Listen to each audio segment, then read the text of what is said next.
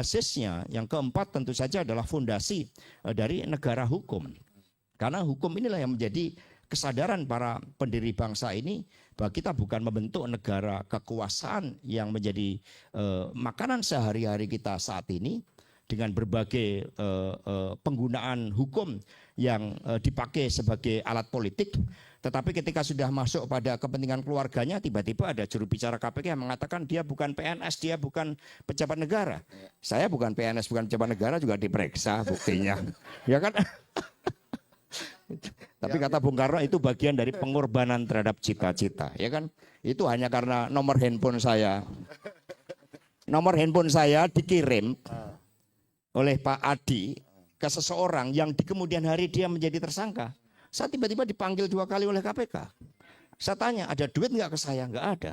Ada duit nggak ke Pak Adi? Nggak ada. Ada duit nggak ke partai? Nggak ada.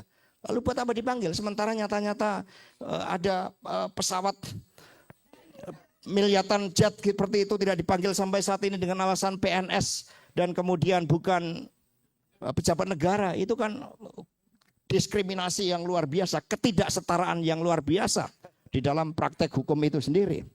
Kan itu yang kemudian terjadi.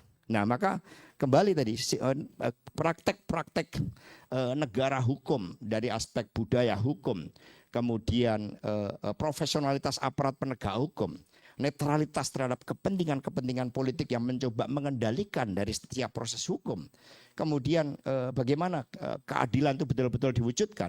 Ini juga harus menjadi suatu penopang. Saya pikir ini adalah suatu kemerosotan yang sangat luar biasa bagi kita di dalam memaknakan bagaimana hukum yang berkeadilan itu. Hukum betul-betul menjadi alat kekuasaan. Kemudian